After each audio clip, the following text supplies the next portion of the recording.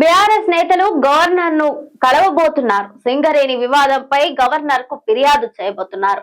కేటీఆర్ ఆధ్వర్యంలో గవర్నర్ ను కలవబోతున్నారు బీఆర్ఎస్ నేతల బృందం. లోక్ భవన్ లో గవర్నర్ జిష్ణుదేవ్ వర్మతో భేటీ కాబోతోంది. బీఆర్ఎస్ వర్కింగ్ ప్రెసిడెంట్ కేటీఆర్, మాజీ మంత్రి హరీష్ రావు, బీఆర్ఎస్ పార్టీకి చెందిన ఎమ్మెల్యేలు, ఎమ్మెల్సీలు, ఎంపీలు, ముఖ్య నేతలందరూ తెలంగాణ భవన్ నుంచి బయలుదేరారు.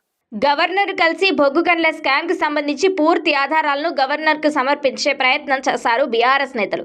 ఈ స్కామ్ పై సిట్టింగ్ జడ్జితో విచారణ జరిపించాలని ప్రధానంగా గవర్నర్ ను కోరారు. ఇక సైట్ విజిట్ సర్టిఫికేట్ అనే కొత్త విధానాన్ని తీసుకొచ్చి ప్రభుత్వం పెద్ద ఎత్తున స్కామ్ కి తెరలేపారని బీఆర్ఎస్ నేతలు ఆరోపించారు. సీఎం రేవంత్ రెడ్డి భావమర్ది సృజన్ రెడ్డికి పూర్తి స్థాయిలో టెండర్లు కట్టబెట్టేందుకు ప్రయత్నిస్తున్నారని బీఆర్ఎస్ నేతలు ఆరోపించారు. మిగతా వాళ్ళకి కాకుండా కాంగ్రెస్ పార్టీ నేతలకు టెండర్లు దక్కేలా కుట్రలు చేస్తున్నారని బీఆర్ఎస్ నేతలు అంటున్నారు.